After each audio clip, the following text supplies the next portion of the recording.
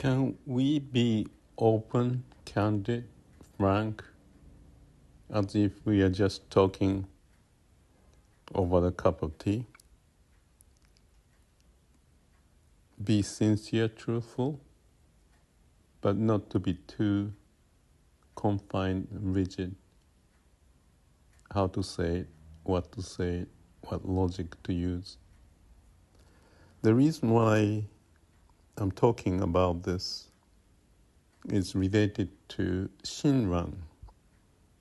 Maybe nobody knows about Shinran. He is famous in Japan for him to have Shin Buddhism following Honen as a teacher and father back to Buddha.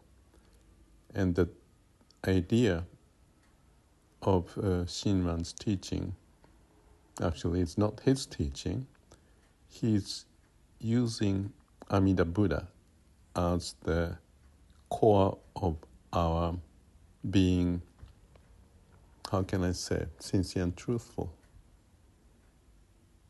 And what Amida Buddha was known to have done is to save all sentient beings. And he promised that he won't be enlightened until it happens. And the story goes that he was enlightened. Therefore, whoever believes in this Shin Buddhism, or it's part of the Pure Land sect coming from China, developed there, and perhaps following and modifying a little bit for the Chinese taste from the Buddha's teaching, is about the enlightenment, or the word that they use is to be saved by Amida Buddha. Recognizing sentient beings, humans, has limitation and cannot resolve on its own. And therefore, depending on, they call it the other power, not your own, but beyond your own, which is the other, I call it the laws of the universe, or Amida Buddha's power, which is to save people.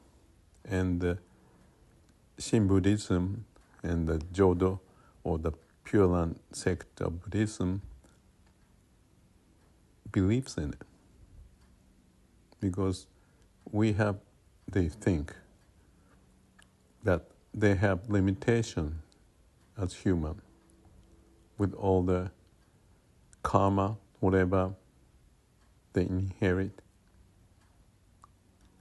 And along with it is a bad habit developed in the mind, cannot overcome its own problems except for getting the help from the other power. My term is the laws of the universe, where it's manifest. And when you connect to that, identify that with that source, that is the liberation, that it's beyond your power. And as Daisetsu Suzuki talks about, by referring to Myokonin, who is known to be very devoted people, often not as intellectually oriented, but faith on Amida Buddha's power. So they are the ones who are saved, yet they also see the limitation of their mind, as I may have mentioned in the other voice memo or the videos, where Saichi, for example, put the horn above his head that someone wanted to paint him. He asked the painter to put the horn, because he's got that delusionally thought popping up, but he knows to let that to be taken care by the other power.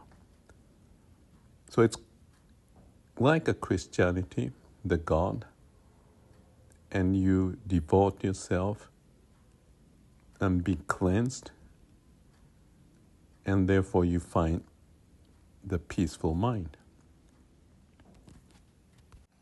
So when I mentioned about Shinran, there's books he's written, thick book, more about the principal way of teaching of Amida Buddha. But there's also another book which was written by his disciple, except Shinran says he doesn't have any disciple because he's dedicated to the other power, Amida Buddha, and nothing else. So he's not the one, but he's like a agent to share the idea the best he can, and therefore he's not in a position to have any disciple. For Shinran to be most dedicated to the teaching or the saving by Amida Buddha. So that's as simple as that. So when he left, number of pages teaching, that's one. But what's so interesting is that there's another teaching, or his word, expressed in a document by his disciples for the sake of discussion, Tannisho in Japanese. And what's in there, as Daisich talks about, is that it is like not written in the Chinese character with heavy-duty logics and proof of why the Amida Buddha power is so important, but rather to talk with his people in a friendly terms, perhaps having a cup of tea or whatever the casual way, and therefore it's more open, candid expression of his own subjective experiences, not covered by the intellect, but as it is, like people just sharing. They use the term doko, walking together. It means that the group of people, like a sangha, is walking together to share the sense. And the main teaching is the Amida Buddha. And their approach is to pray or chant, or even just once to say, I believe in Amida Buddha. That's it. Because Amida Buddha's promise is that he's going to save all the sentient beings. And by believing Amida Buddha, it's all you need.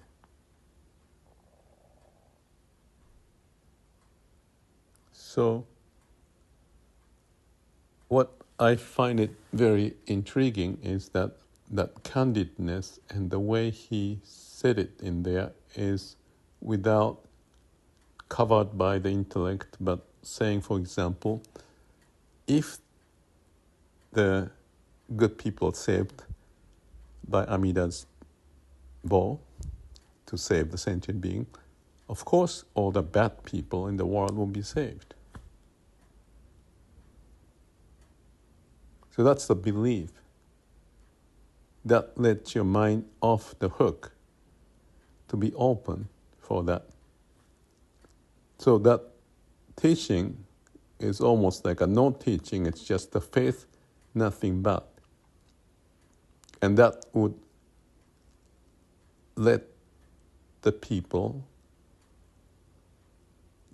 to be not confined by the mind and be caught up in the mind, but devote themselves to believe in that saving. And therefore, what's amazing is that their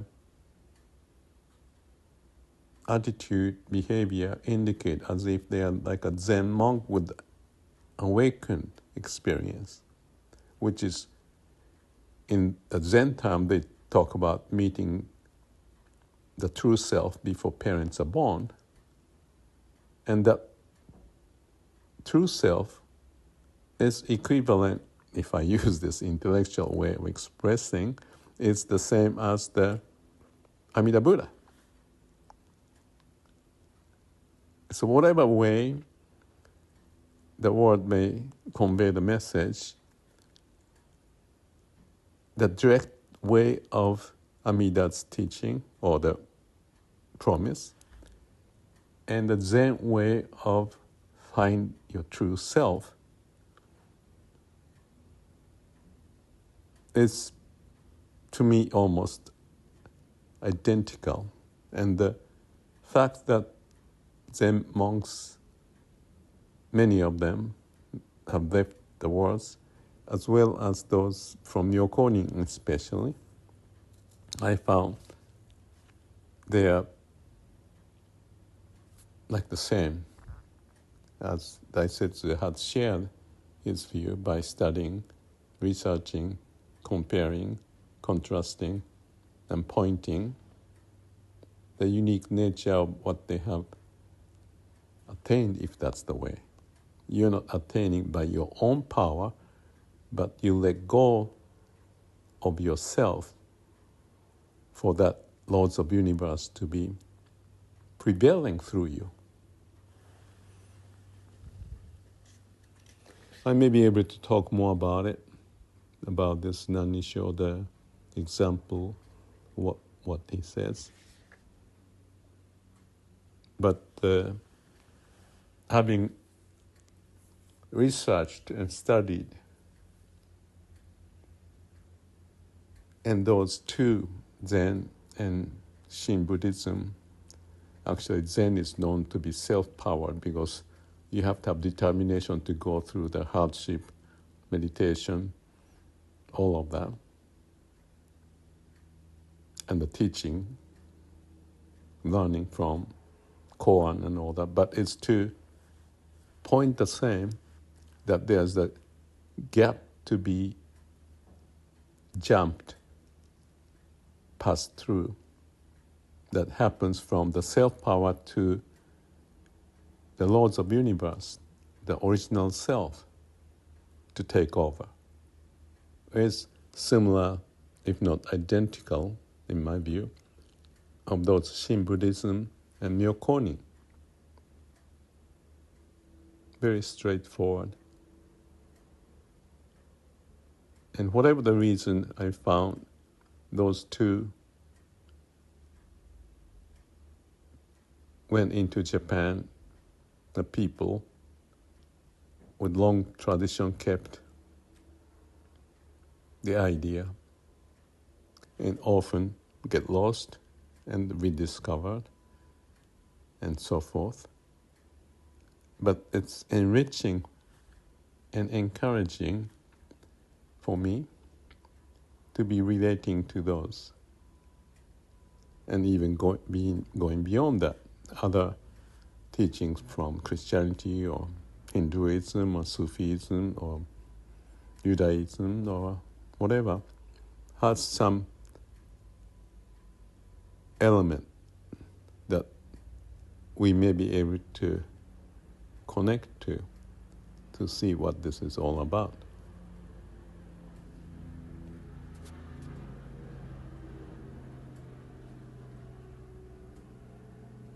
Thank you.